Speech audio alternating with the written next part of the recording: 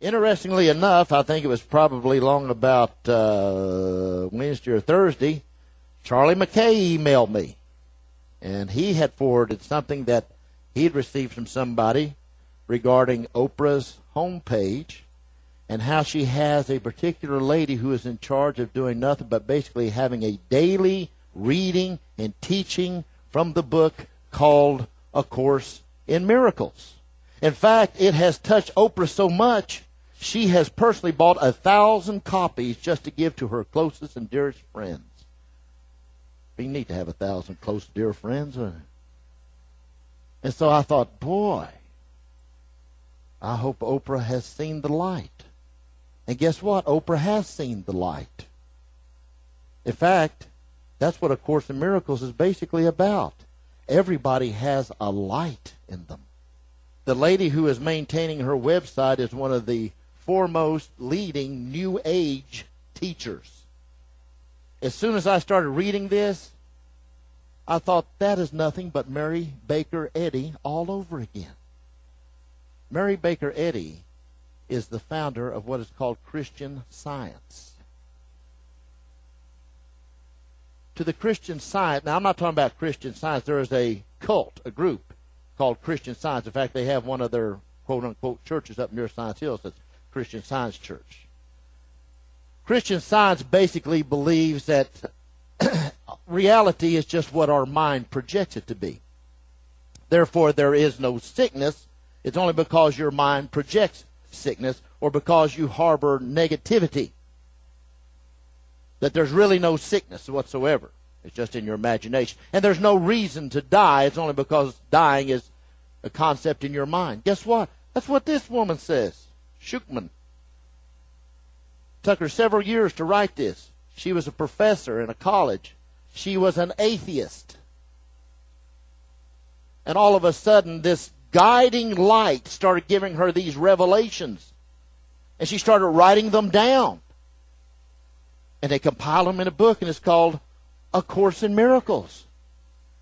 And Oprah thinks it's the greatest thing since Cracker Jacks. And she talks about salvation. She talks about the atonement. She talks about healing. She talks about Jesus. But I got a news flash for you. The Jesus she's talking about is not the Jesus of this Bible.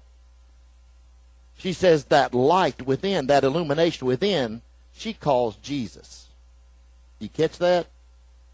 That's the name she put to it. She said she did not know where this leading came from that gave her the ability to write all these things down. I think I know where it come from.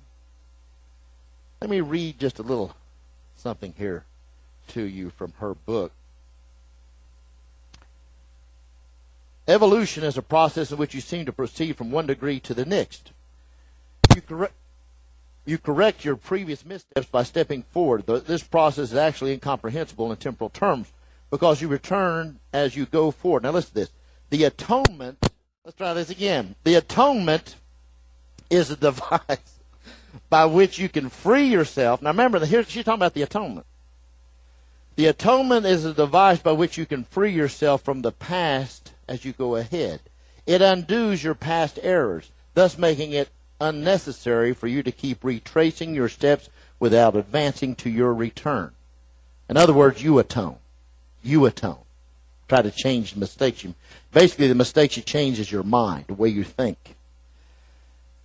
Here's what she says about the altar of God. The atonement can be accepted within you only by the releasing of the inner light.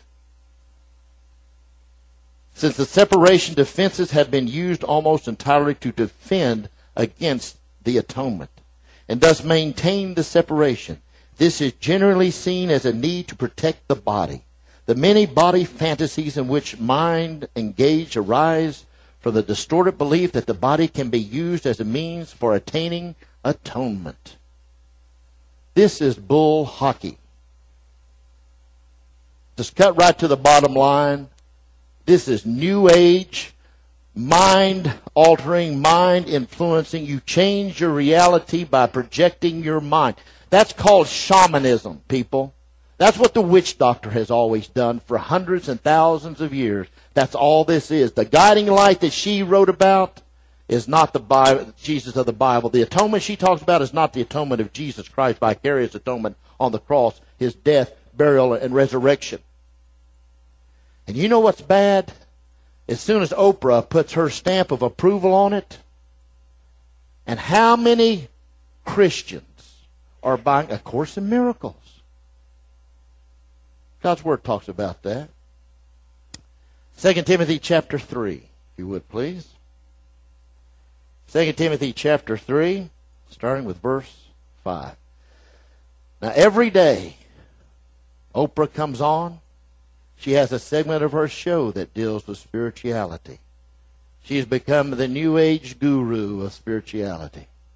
Every day, hundreds, thousands, dare we say millions of women tune into this show that oftentimes bash men who are at work earning money so they can stay home to watch Oprah.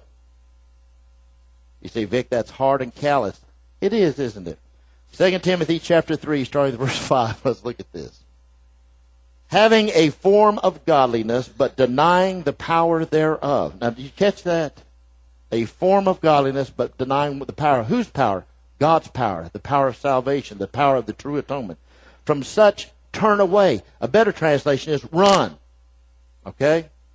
6, verse 6. For of this sort are they which creep into houses and lead captive silly women laden with sins, led away with divers lusts. Look at this. Ever learning and never able to come to the knowledge of the truth. Now, ladies,